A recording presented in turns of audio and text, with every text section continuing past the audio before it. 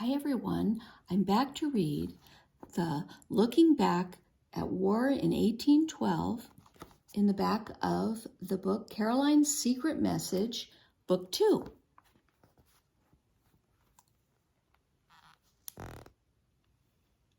The War of 1812 is sometimes called the war that almost no one wanted.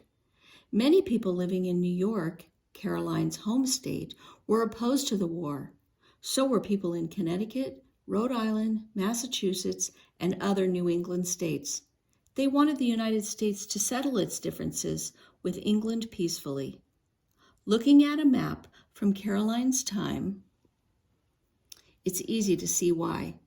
The people most opposed to the war, living along the Atlantic Ocean, or the great inland waterways, Lake Erie, Lake Ontario, and the Lake St. Lawrence River, which connects the Great Lakes to the Atlantic. If British ships blocked the ports, then food and other supplies could not be delivered. Businesses in these regions depended on being able to send and receive goods by ship. With the United States and Britain battling for control of the waterways, shipping became more dangerous and difficult than ever. For families like Caroline's, the war was a storm that left almost no part of life undisturbed. Simply having American troops marching nearby could turn people's lives upside down, because the army sometimes took over their barns and even their homes so that soldiers would have a place to sleep. People were even more terrified when enemy ships and troops came near. If a battle broke out, women and children living nearby often ran for their lives.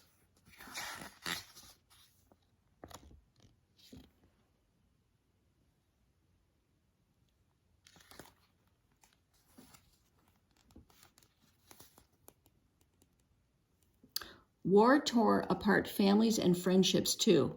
Before war broke out, many families had friends and relatives in Upper Canada, and they often went there to visit or do business. Once the war began, some of those friends and relatives sided with the British and became enemies. The war also separated wives from their husbands and children from their fathers. When war was declared, soldiers, sailors, Marines, and Army officers like Rhonda's father were called to duty. But in 1812, the U.S. Army and Navy were much smaller than Britain's. The Army began offering cash bonuses and free land to encourage men to join. Many men and boys, some as young as 14 or 15 years old, signed up. Other men joined volunteer militia, ready to fight if the enemy came near. When an attack seemed likely, signal guns ran out and riders raced on horseback through the countryside, alerting the militiamen to leave their homes and fight. Some men, like Caroline's father, had no chance to fight. They were captured by the British and held on ships or in Canadian prisons for months or even years. Who would do the work that the men had left behind?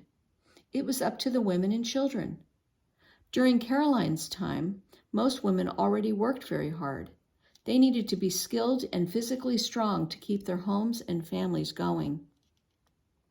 Women spun yarn and thread, wove cloth, sewed clothing, and made soap and candles.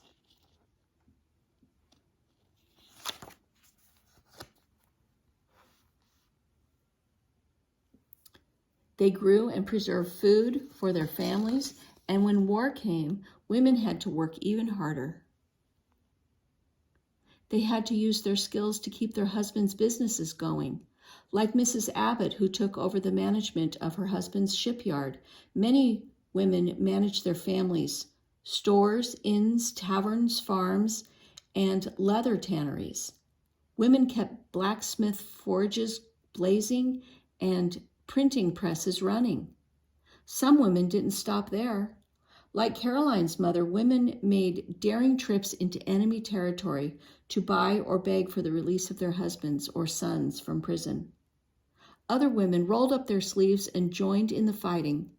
Fanny Doyle was the wife of an American soldier who helped fire a cannon at Fort Niagara, New York. When her husband was captured during a fierce battle, she bravely took his place in the fighting. Enemy cannonballs fell around her like rain. Still she stood her ground, loading cannons until the battle ended. During Caroline's time, most people worked with their hands. Even in troubled times, people put effort and skill into the things they crafted by hand. After girls were done with day chores, they stitched samplers, squares of linen, or silk decorated with colorful thread. Working on samplers was more than just a way to practice making the tiny, careful stitches they would need for sewing clothes.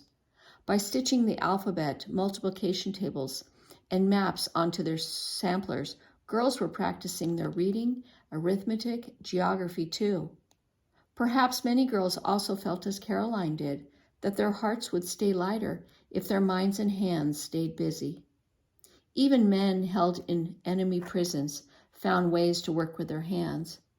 Prisoners like Caroline's father passed time in their cells by collecting tiny bits of straw, bone, or wood and piecing them together. The imaginative boxes, toys, and tiny model ships they created show that even as war was destroying people's homes and lives, it did not destroy their hopes. Not even war could stop them from trying to put things together in ways that were useful and beautiful. And that is the end of our book called Caroline's Secret Message. Hope you liked it, and we will see you next time to read the third book.